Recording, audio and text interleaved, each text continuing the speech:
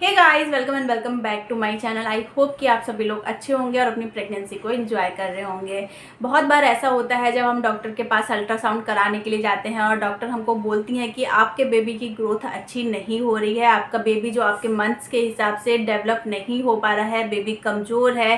Pregnant महिलाओं को बहुत ज़्यादा टेंशन हो जाती है कि ऐसा किस वजह से हुआ है। तो आज इस वीडियो में हम यही जानेंगे कि बच्चे की ग्रोथ को कौन कौन सी चीज़ें अफेक्ट करती हैं, क्या माँ की गलतियों की वजह से बच्चे की ग्रोथ रुक सकती है। ये सारी चीजें आज इस वीडियो में जानेंगे, तो वीडियो पे एंड तक बने रहिए। वीडियो आपके लिए बहुत यूजफुल होने वाला है, तो वीडियो को अभी से लाइक कर दीजिए, मेरे चैनल को सब्सक्राइब, ऐसे ही बहुत सारी इन्फॉर्मेटिव वीडियोस के लिए। चलिए वीडियो स्टार्ट करते हैं। तो यहाँ पे कई कारण रहते हैं जिसकी वजह से बच्चे की ग्रोथ अफेक्ट होती है। सबसे पहली चीज जो होती है वो प्रेगनेंसी में प्रॉब्लम्स रहती हैं, जैसे कि आपको बीपी की दिक्कत रहती है, या फिर आपको डायबिटीज रहती है, शुगर लेवल रहता है, या फिर आपको थायराइड रहता है।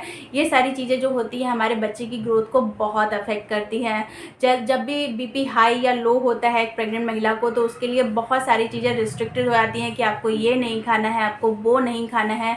जब बीपी हाई होता है तो जी मिचलाना, चक्कर आना, सर भारी होना, तो ये सारी चीज़ें जब होती हैं तब प्रेग्नेंट महिला बहुत सारी चीज़ें नहीं खा पाती है, खाना सही से नहीं खा पाती हैं, जिसकी वजह से उनकी बच्चे की ग्रोथ पे बहुत असर पड़ता है। शुगर अगर होता है तो शुगर में भी बहुत सारी चीज़ें मना होती हैं, जिसकी वजह से बच्चे की ग्रोथ पे असर होता है। तो अगर ये सारी चीज़ें एक प्रेग्नेंट महिला के साथ होती हैं तो उसकी बच्चे की ग्रोथ पे असर होता है, उसका बच्चा जो है वो कमज़ोर रह जाता है। इसके अलावा जो नेक्स्ट चीज़ बच्चे की ग्रोथ को अफेक्ट करती है वो होता है इन्फेक्शन। जैसे कि हम लोग जानते हैं कि प्रेगनेंसी में हर प्रेग्नेंट महिला की जो इम्यूनिटी होती है वो बहुत लो हो जाती है। इम्यूनिटी लो होने की वजह से बहुत सारे इन्फेक्शन उनको घेर लेते हैं। जैसे मौसम चेंज होता है तो वायरल इन्फेक्शन हो जाते हैं, वायरल फीवर हो जाता है, खांसी जुकाम बहुत जल्दी हो जाता है। इसके अलावा यूरिन इन्फेक्शन बहुत जल्दी हो जाता है। बहुत सारी चीज़ें होती हैं जिसकी वजह से उनकी जो बेबी का ग्रोथ है वो रुक जाता है, या फिर बेबी का ग्रोथ अफेक्ट होता है। तो किसी भी तरीके का अगर आपको इन्फेक्शन नहीं चाहिए प्रेगनेंसी में, तो हमेशा आपको अपनी डाइट अच्छी रखनी है। विटामिन सी जो होता है वो अपनी डाइट में इंक्लूड करना है। जो भी डॉक्टर ने आपको दवाइयाँ दी हैं वो अपनी अच्छे से खाते रहनी है। फॉलिक एसिड डाइट में बहुत ज़रूरी है बच्चे की अच्छी ग्रोथ के लिए। फॉलिक एसिड की डॉक्टर टैबलेट्स भी देते हैं, तो वो भी आपको टाइम से लेनी है।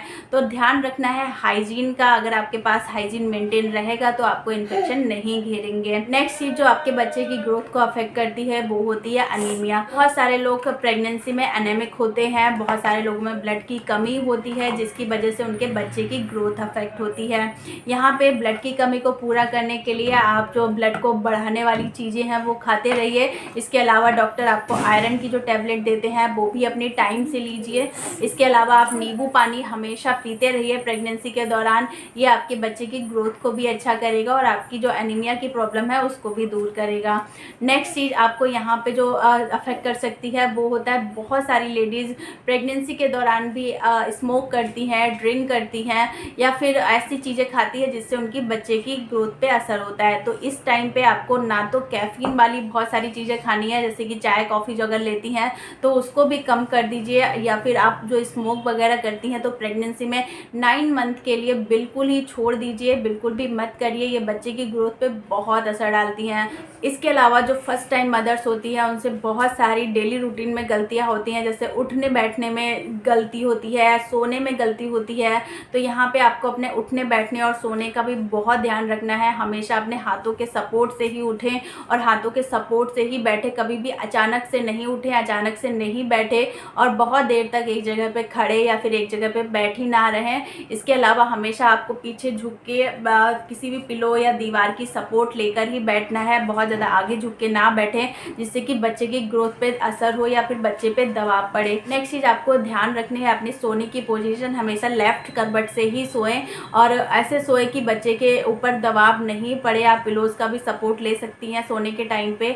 अगर आप अच्छे से सोती हैं, आपकी स्लीप अच्छे से होती है, नींद अच्छे से होती है, तो बेबी की ग्रोथ भी अच्छे से होती है, बच्चे तक ऑक्सीजन की सप्लाई भी अच्छे से होती है, ब्लड फ्लो भी अच्छे से होता है और बच्चा अच्छे से ग्रोथ करता है। तो इन सारी चीज़ों का अगर आप अपनी प्रेगनेंसी में ध्यान रखती हैं तो आपके बच्चे की ग्रोथ भी अच्छी होती है और आपको एंड टाइम में एक अच्छा और हेल्दी बेबी मिलता है।